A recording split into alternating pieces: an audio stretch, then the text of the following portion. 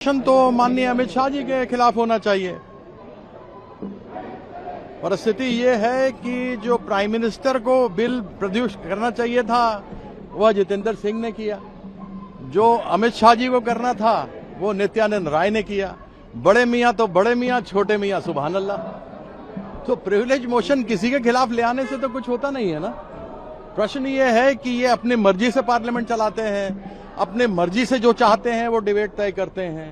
पहले स्पीकर साहब ने कहा था कि जो ये बिल आ रहा है कि इसके ऊपर कोई भी आगे एग्जामिनेशन में है किसी प्रकार की गड़बड़ी नहीं होगी, उस पर आप कुछ भी चर्चा कर सकते हैं। वो उनका स्टेटमेंट है पार्लियामेंट में, उसमें ये बात रखी है। जो गोली चली है दूसरी हुई, जब वहां गए तो उन्होंने कहा नहीं, केवल बिल पर बोलिए। यह चाहे जो मर्जी बोले, जवाहरलाल नेहरू को अय्याश बोल दें तो वो रिकॉर्ड में रहे, क्या वो असंसदीय नहीं है? तो इनकी मर्जी से जो चलता है चलता है। प्रिविलेज मोशन तो बीजेपी के हर एक एमपी के ऊपर आना चाहिए। अब मैंने ये कहा बड़े मियां तो बड़े मियां, छोटे मियां सुभान अल्लाह, अब दोनों ही नहीं आ रहे पार्लियामेंट में। बड़े मियां तो आते ही नहीं थे और छोटे मियां आ ही नहीं रहे हैं। क्या है, कुछ खिचड़ी पक रही है क्या?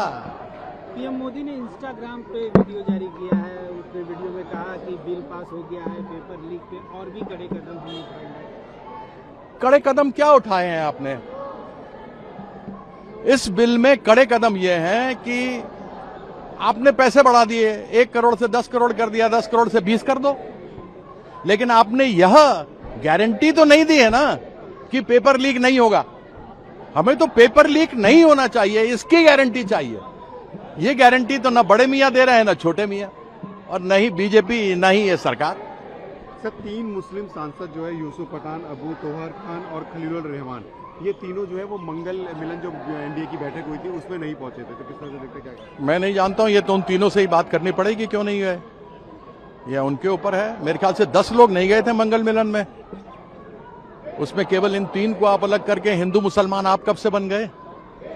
वहां तो 10 लोग नहीं गए थे 20 में से, तो केवल मुसलमानों की बात करके हिंदुओं को हटा दे रहे हैं। वापस टीएमसी के लिए ना, इसलिए बस मुझे इस चीज के विषय के बारे में मालूम नहीं है। जो भी असामाजिक तत्व थे, सबसे पहली बात तो है कि पुलिस ही उनको आइडेंटिफाई नहीं कर पाई। जो लिस्ट पुलिस ने दी है, जिन असामाजिक तत्वों ने यह कार्य किया है उनके ऊपर कार्रवाई होनी चाहिए। लेकिन प्रश्न पुलिस पर भी उठता है कि जिन्होंने बताया कि इतने लोग रेपिस्ट थे, इतने लोग डकैत थे, इतने लोग मर्डरर थे, तो पुलिस ही उसको नहीं पकड़ पाई। जब पुलिस नहीं पकड़ पाई तो स्टूडेंट्स क्या पकड़ेंगे? तो जवाब तो पुलिस को देना चाहिए, और 10 दिन के बाद आप ये सब बोल रहे हो, तो प्रश्न तो पुलिस पर भी छूटता है। लेकिन यह कहते हुए यह आवश्यक है कि जिन असामाजिक तत्वों ने इस प्रकार से हाथ उठाया पुलिस के ऊपर, उनके ऊपर कार्रवाई, केवल पुलिस नहीं, प्रेस के ऊपर भी उनके ऊपर कार्रवाई होनी चाहिए।